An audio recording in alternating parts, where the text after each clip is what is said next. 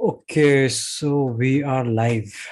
Good evening, everyone. In case everybody is joining in a little late, uh, we are here for the live class every week that we've started. So, if in case you're joining a little late, so we'll just wait for some time. And please note that if in case you're joining late, do go into the chat box, and I have posted the file which we're going to practice today. All right. So meanwhile, as we wait for some subscribers to join in, which I'm told would be joining in, please do make sure that you uh, download the file first. Okay. And today's class is basically on continuing with the same theme uh, of preparing for finance interviews, right? And while preparing for finance interviews, the last stream was basically about Excel tests which are conducted in the first round. Hopefully, you got time to actually go to the mini course that we had launched. Uh, if not, uh, probably after the session, you can go to that course and do that. And this is the second session that we are getting into, which is on more of a technical round, which we're talking about. And specifically, we will be told to forecast the financials of a company in a very short span of time, in a very limited scenario. But again, it can be a little challenging if you don't know the approach. So that's what the session is going to be about, in case you might be interested in knowing what this case is going to be about. So that's the file that I've actually attached in the chat box. Make sure you download that so that you are actually able to solve it along with me. And throughout the session, I will be giving you the logic of what I'm doing, right? So it's not entirely going to be just one way, just solving the file, but I will also be giving you some tips on if such questions come, which might be a little different from what we are doing, then what are you supposed to do, right? So please do let me confirm in the chat box if you've got the file, if you download the file and you're ready, so that I can get started. Okay, meanwhile, I will also share my screen.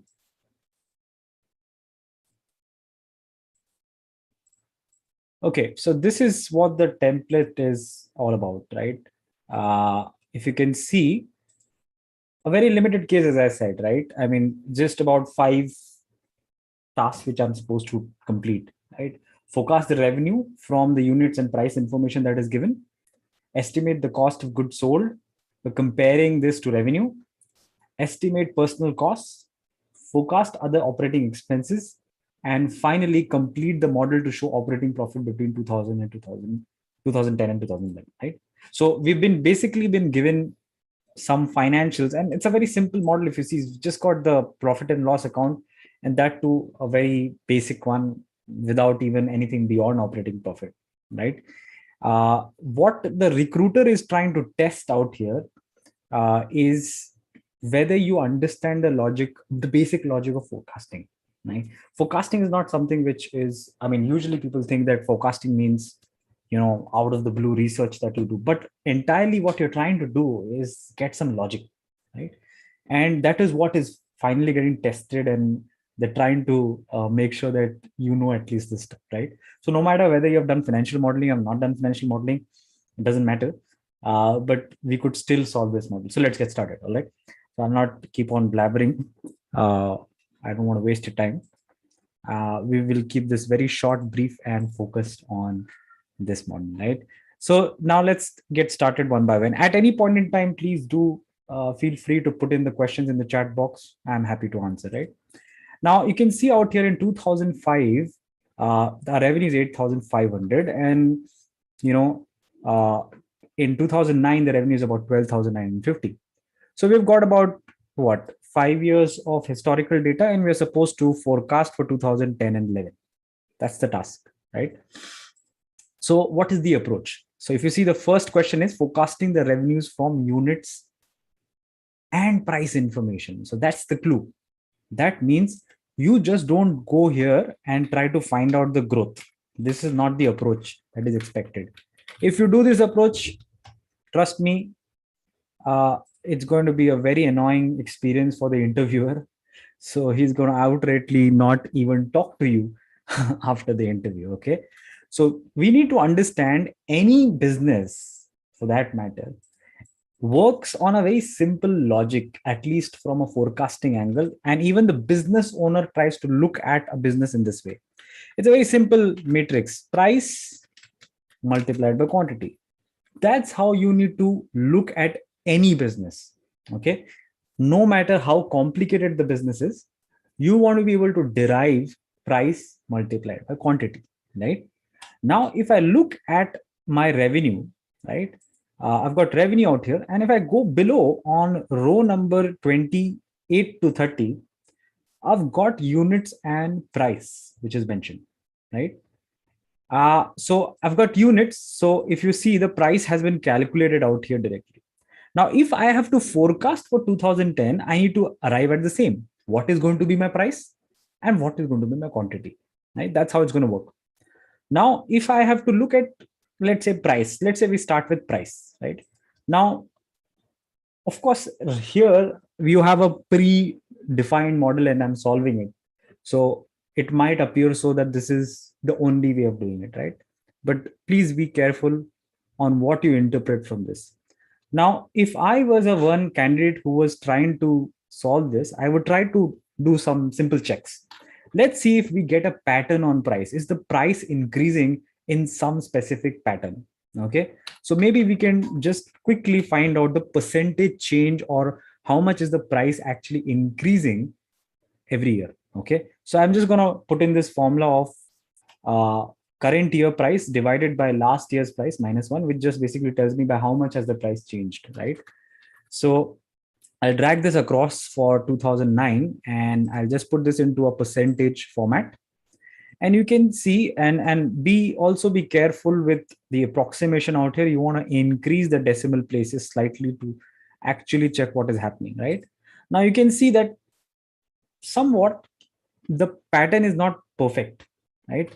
If you see somewhere between 5 and 6, the prices have not increased one bit. But from 2006 onwards, there is an increment about 2.94%, but it's not consistent. So we can't take this percentage change for the forecasted period, right? So we need to look on some other logic. Let's try to see if from 2006 to 2009, is the price change absolute, which means if I just try to find out the difference between them, let's see if there's a pattern out here. Looks like there is a pattern out here, doesn't it? So if you see, the price has increased by $0.05 out here, 0.05, 0.05. So that's the kind of logic that you want to be able to derive. Okay. The question here is not on forecasting it correctly or precisely or, the most perfect way. The idea is to check some patterns. That is what research is about, right?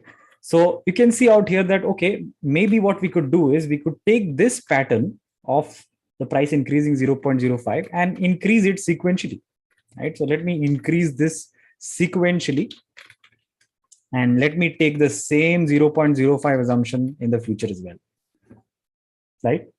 So, and it's not necessary that this has to be the only way. There can be candidates who can derive some better methods also, but at the first glance and with the limited amount of time, you could justify on this, right? So you got some estimate on price. Now, so your price problem is solved, but what about quantity? Now, if you try to observe the same thing even in the units sold and try to see if there's a pattern in the percentage change, let's see. Okay. So if you see again, in terms of percentage, there is no set pattern, right? It's 10%, then it's 9.09. So it's, we can't really take averages, right? Never make the method of just taking an average. Okay. Try to make sure that,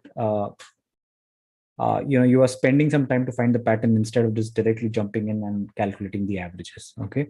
But if you see the differences in the units, you can see that the units do increase by some number, some specific number. And you can clearly see there's a pattern of 500 units increasing every year, right? So what I can do is I can take the same assumption and say that, okay, maybe the units can increase by the same 500 for 2010 and 11, right? And I'm going to increase this value by the forecasted 500 amount. There you go, right? So I quickly derived on what the units is going to be. Please do let me know if you have any issues calculating this, and if you want to see my formula, please do let me know. I'll just quickly show it to you, right? So we've got the price and the quantity in place, and now we can just multiply. Let's multiply the number of units which we forecasted with the price. There you go. So my revenue estimation has come, right? Now let's move into estimating the cost of goods sold, all right? So if you see out here, estimate the cost of goods sold by comparing this to revenue. So the direct clue is already given. Compare this with revenue. So let's try to compare.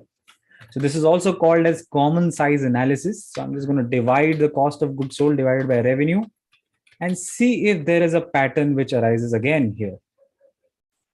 There you go. There's a set pattern of 25%.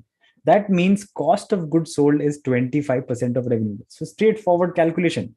Let's take 25% even for the forecasted period. All right. And now let's multiply this 25% with the revenue. And we should have the cost of goods sold. Oops. Yeah.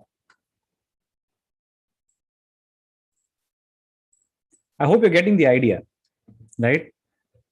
Tackling such questions in the interview can be very helpful if you just pay attention to what is written in the question. Sometimes the answer is just there in the question itself, right? So I derived the cost of goods sold, and I just have to do a sum function out here, adding these two to get the gross profit. Usually students, specifically MBA candidates and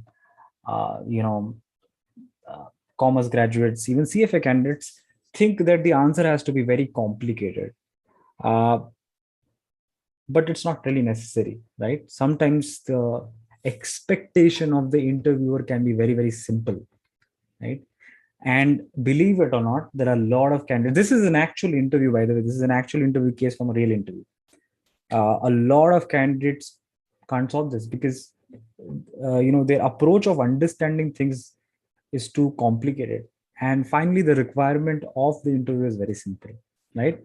Now let's go into the third question, okay, which is estimating personal expenses. Please do let me know if you have any questions, by the way. If you have any questions, quickly put it on the chat box. So I don't want to be doing this case for me. I'm doing it for you.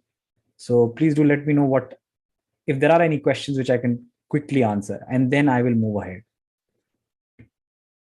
I can't even see actually who is online.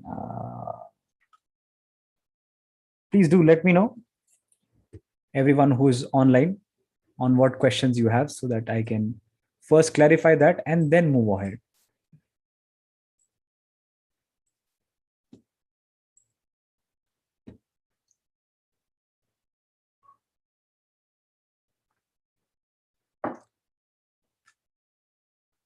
Okay. So in that case, I will move ahead now, estimating the personal expenses. Okay. At any time, please feel free to post your questions. Now, personal cost. Right? Now, there are two methods to this. Even in the industry, there are two methods. One is to just simply try to see if there is a pattern as compared to revenue. All right. So what I'll try to do is I'll try to find, how much is personal expenses as a percentage of revenue. Let's see if there's a pattern which arises, right? So if I copy this and just try to see percentage, doesn't look like there's a set pattern out here, because sometimes I'm getting minus 47, 45. It's not going to work, right? Okay, so let's leave this aside, right? And now let's move below, and I can see that I've got some information extra on the personal information, right? So if you see, I've got number of staff. That's one data point to look at. And I've got the salary change. Okay. So seems like the salary change is following a pattern already, because this is not calculated. If you see, there's no formula out here. So they've given us this information, right? So I'm going to follow that. So, okay, salary change, I'm not going to predict, but I need to find out what the salary is, right? So let's see what is the per personnel salary.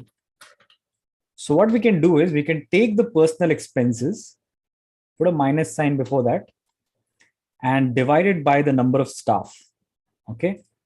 So we should get some amount on what is the per unit salary that we're paying, right? So we got somewhere around 100 out here, right? And 100, 102, 104.04, 106, whatever the value is coming up to be, right? Now, if I have the per salary in place, now I've already been given the information of what the percentage change in salary is, right? Now, if you hadn't done that, if you hadn't looked at this data, you would have gone ahead and you would have started calculating this. But why would you do that when the information is already given, right? So no need. They've already given you the salary change. And now what we can do is we can take the same, because the salary change is not really changing. The percentage is same, 2%. So we're going to take 2% only, even in the future. There you go.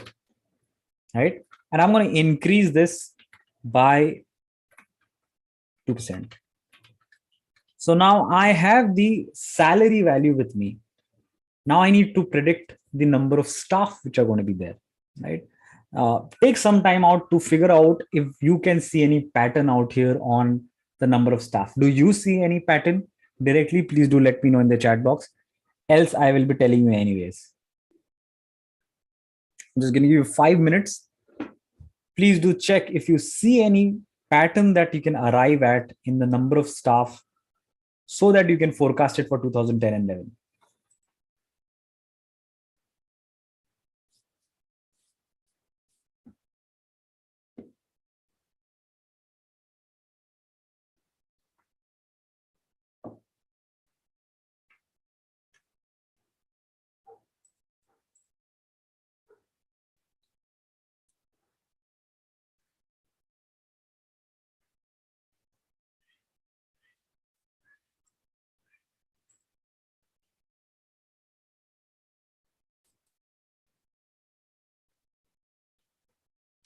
Okay, so if in case you're not able to find the pattern, just quickly check out here that if you see the number of staffs which are increasing is just increasing by 1 unit, right? So if I look at the change out here, in every year, there's just 1 person which is getting added, right? So you can just take the same assumption, right? And take the same assumption of changing of 1 and increase the number of staff by 1. So again, if you see, this might look like, oh, this is so stupid. I mean, this is so simple, right? But that's precisely what is only required in the first round of interview, right? The interview is not expecting you to be a senior research analyst. They're hiring for an entry level position, right? So you want to be prepared to get some basic logic in place, right? So we got the staff as well. Now we can just multiply the number of staffs with the amount of salary that we just calculated, right? And we should have a personal expenses. There you go, 4968. All right. So now we can now get into other operating expenses, right? So let's get into other operating expenses once you're done with this. Of course, you always have the option to go back and check the calculation again.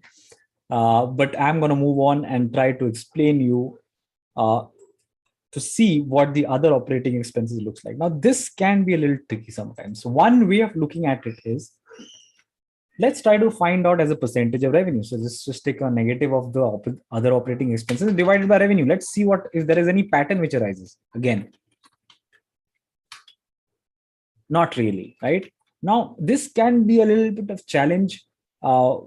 Other operating expenses, because this gets qualified again as an SG&A, which is nothing but selling, general and admin expenses, right?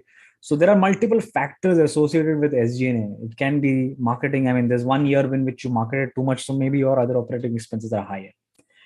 So what is the approach that we can come up with? We could try a different methods, and if we do not get, we can still stick to the average method. But make sure that you try to evaluate all the possible opportunities or all the possible methods of trying to get a pattern out here. Okay, so let's move on to the next part and see whether we can associate other operating expenses compared to the number of units which we are getting sold, right?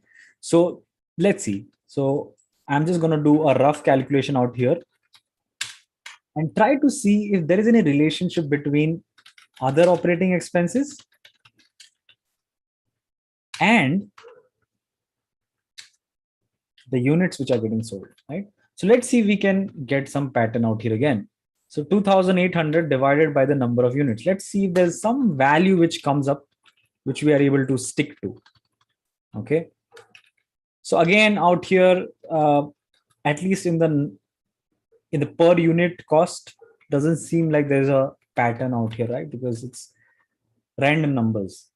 Let's see if we can actually see some pattern in the percentage change in this cost. So if I just divide this, let's see if there is some unique number. Again, doesn't look like there's any percentage, there's any set pattern which is coming out here, right? So we try to check other operating expenses as a compared to the number of units. We try to check whether operating expenses as a percentage of revenue comes as a pattern. But we can definitely see that every year, if you just pay good attention out here, you will see that the other operating expenses are decreasing, right? So it is decreased from 33 to 31, 31 to 29, 29 to 26, 26 to 25, which gives us a hint that as the scale of the business is increasing, of course, other operating expenses are going to get marginalized because economies of scale will come, right? So let's see if there is any pattern in the value decreasing. Okay, so I'm just going to see if there is any set pattern out here. Not exactly pattern, but seems like we will have to take some averaging out here in terms of how much the percentage, how much the value is actually decreasing, right? So if you see out here, it was 1.93, then increased. The amount of the other expenses decreasing has slightly increased to negative 2.44. Then it has gone from 2.44 to 2.08. So it's a little difficult. But what we can do is we can take the average of by how much the percentage is actually decreasing, and then use it to somehow get the row number 24 value, right? So let's try to take the average of this. Always remember, do this as a last method. Okay, when you don't have any other options, there's no other option but to take averages, right? Unless we have been provided with some information which can lead us to this. So I take 2.06 in both the cases. Okay, 2.06 in both the cases, and now I can derive what the other operating expenses percentage as a percentage of revenue is going to be. Okay, so I'm just going to select these two and put it into percentage. There you go. And now multiply this with revenue.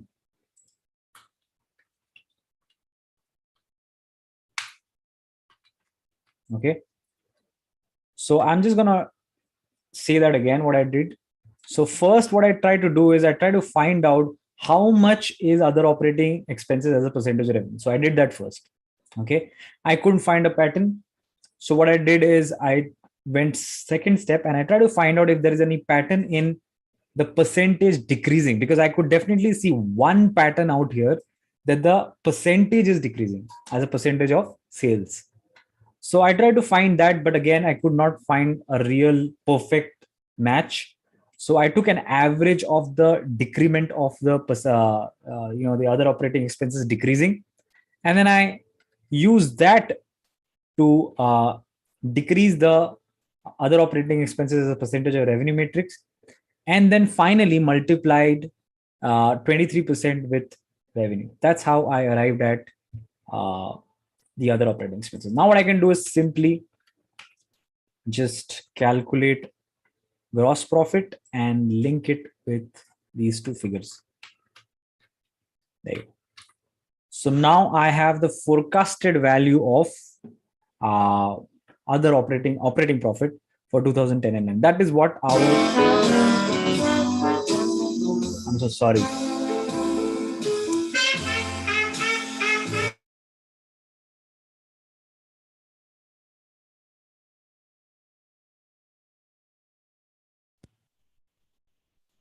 Extremely sorry for that music. My Alexa just started playing music.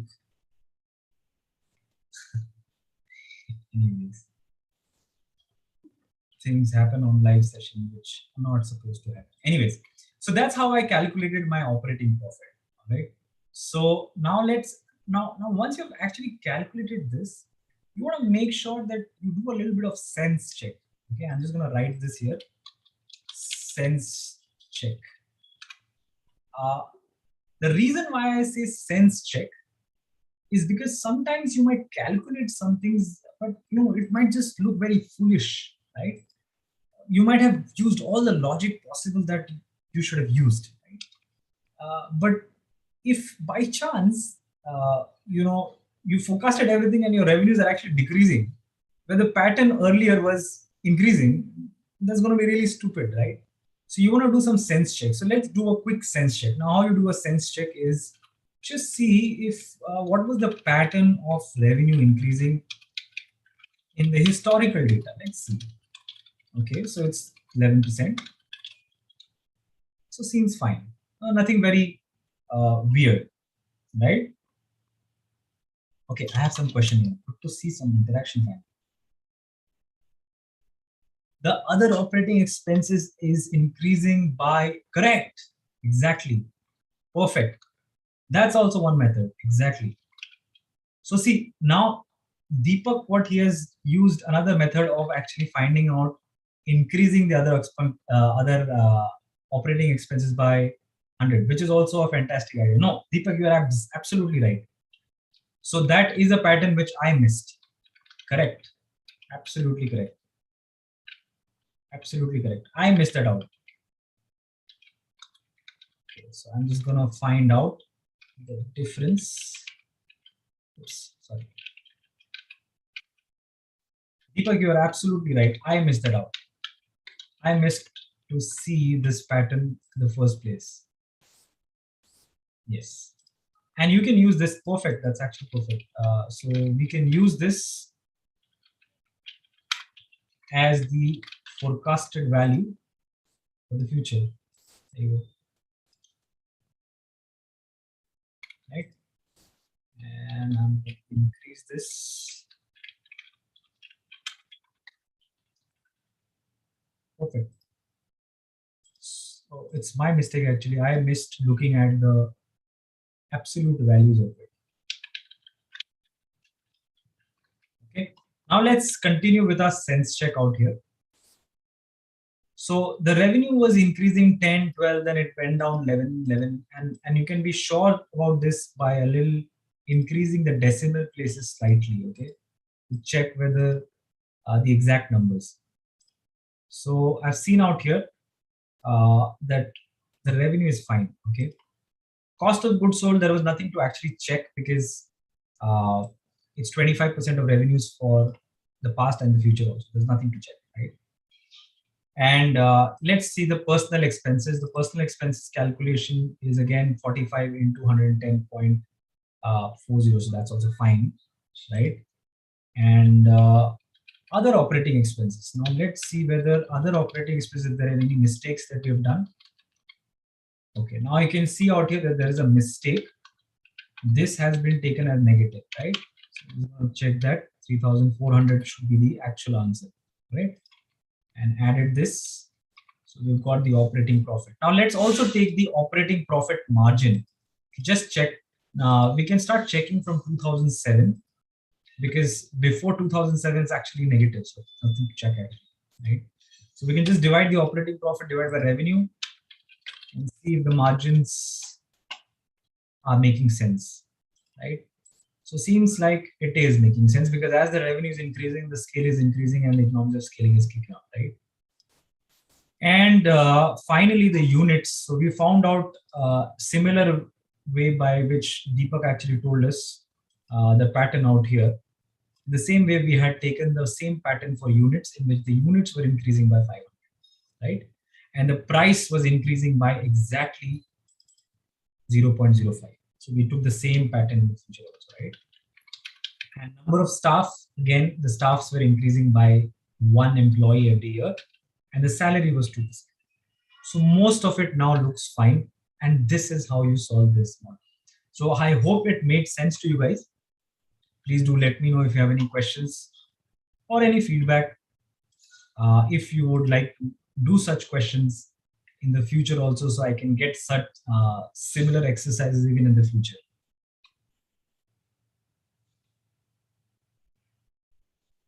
And extremely sorry for that sudden sound which came up from my background.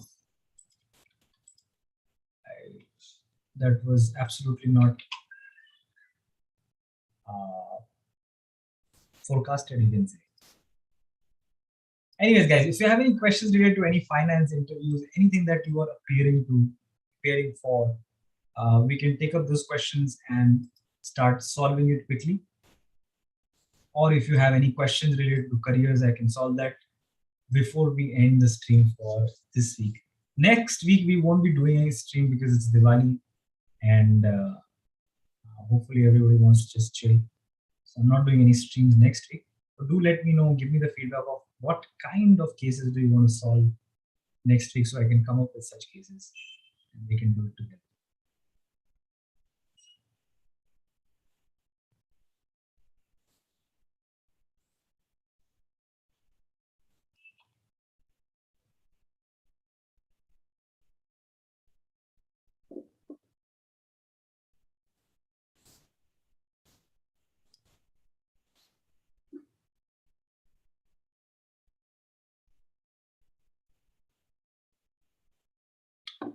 And by the way, also please do let me know if, I mean, in Instagram, it's really easy to interact with the entire community.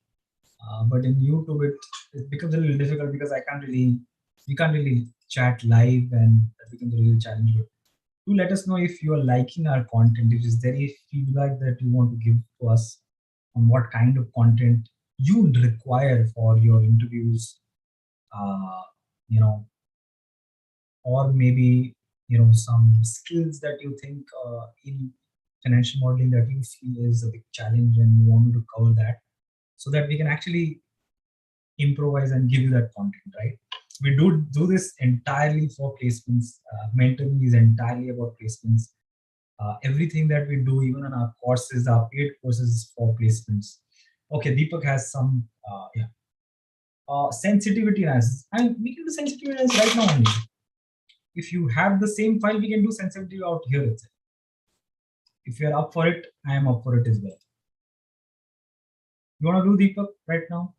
We can quickly cover sensitivity. Yeah, sensitivity is a very small topic, and we can just quickly cover this. If you want me to cover this, please do let me know. Okay, in the chat box, I will quickly explain you at least the foundation of sensitivity so that it becomes easier for you to use it in the future. Okay, so I'm going to take a little different example. I'm just going to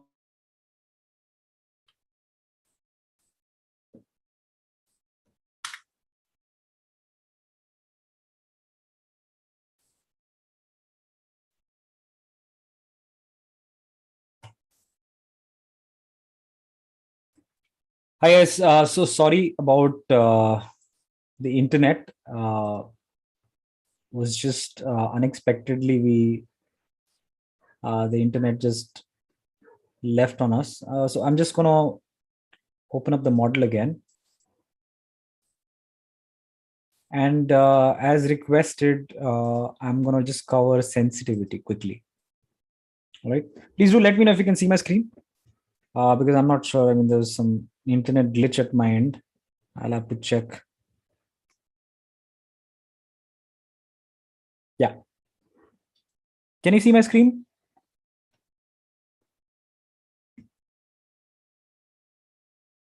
Yeah, Deepak, if you're there, please do let me know if you can see my screen, okay?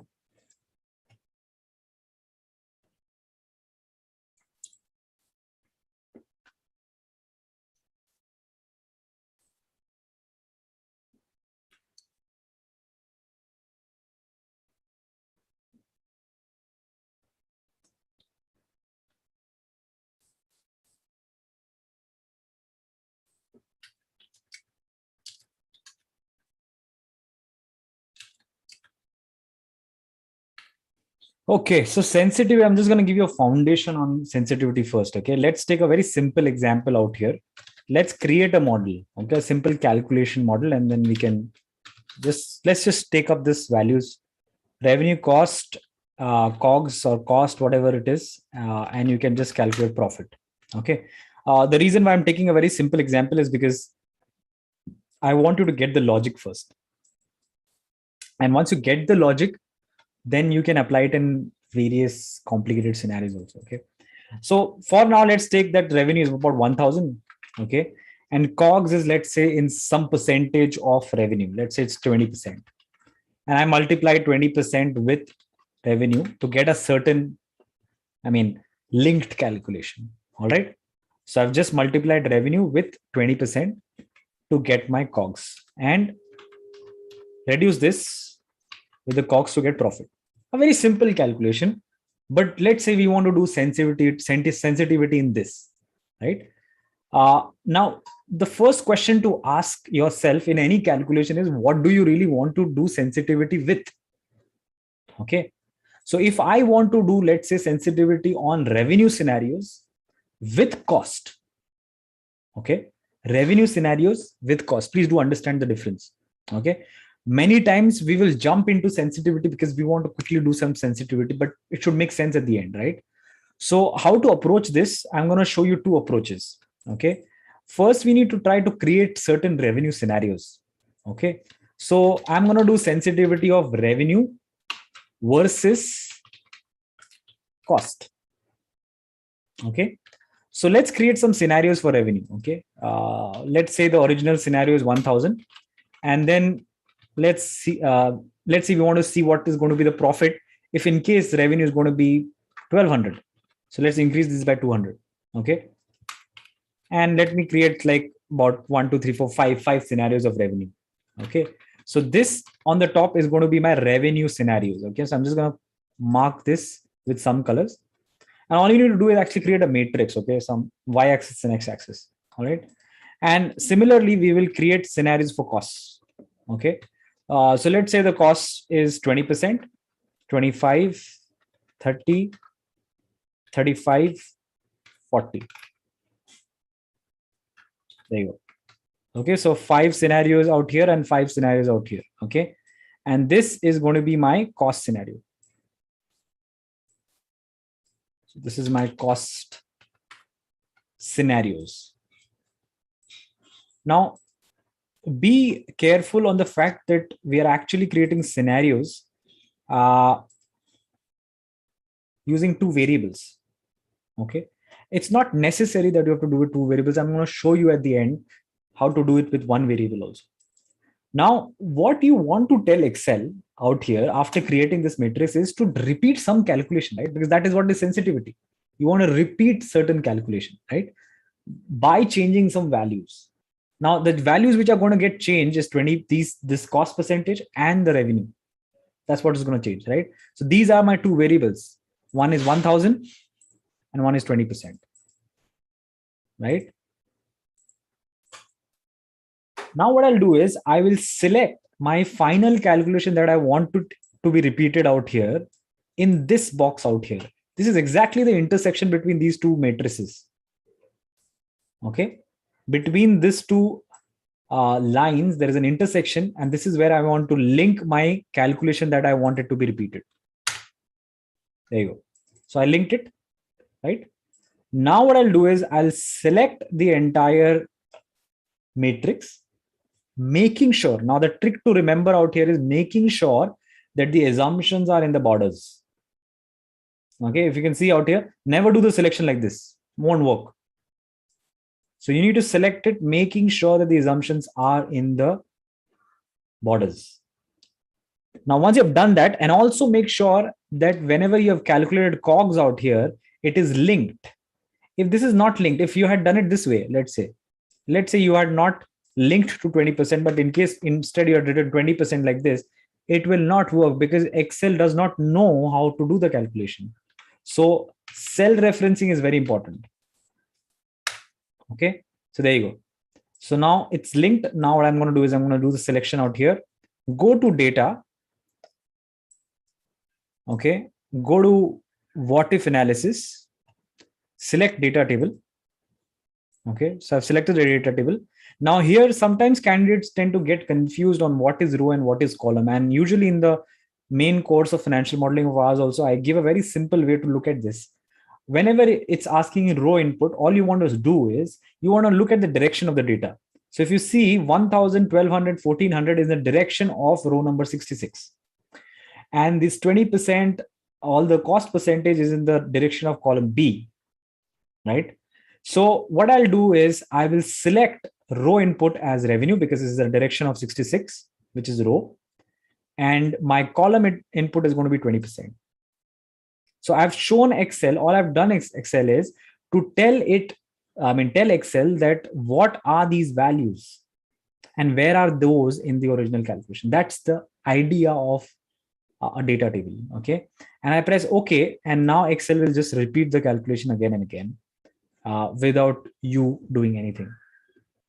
The trick is to make sure that you're linking. Anytime you've got any error in sensitivity, it will be only majorly because in your original calculation, you have not linked. You see what will happen if I don't link. If I just remove this, let's say I remove this and I just write 20%. There you go. Values are wrong. But if I link, the values are right. So this is sensitivity analysis. And now I will just leave you with a little bit of suspense. Maybe in the next stream, I can cover this. There is a possibility to run this data table with only one assumption also. That means I don't necessarily have to create revenue and cost scenarios. I can also run it with only revenue scenarios and still do the sensitivity analysis. So I'll leave that up to you to discover. And maybe in the next session, we can discuss it again if you're back. Deepak, does that help? I hope this is what you wanted me to cover in sensitivity, right?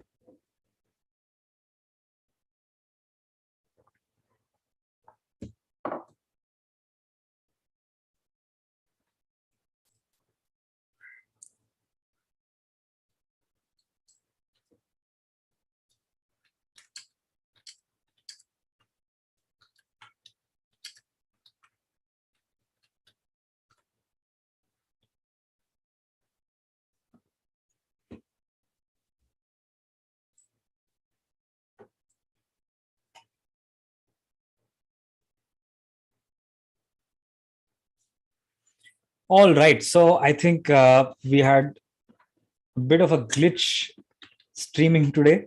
I'm extremely sorry if that was a bit of trouble for you guys. And thank you so much for coming in and sparing your time to learn something. I hope it made sense to you. And please do, just put it in the chat box or whatever you want me to cover in videos or what you want me to cover in the next live streaming sessions, or you have any feedback related to our content. I'm always happy to take the feedback and give you the content which you actually require, right? Of course, we can cover. Please do let me know, but what you want me to cover so that, I don't know what challenges you're facing in your current academics or maybe interviews. But if you can give me that feedback, I can always come up with content, right?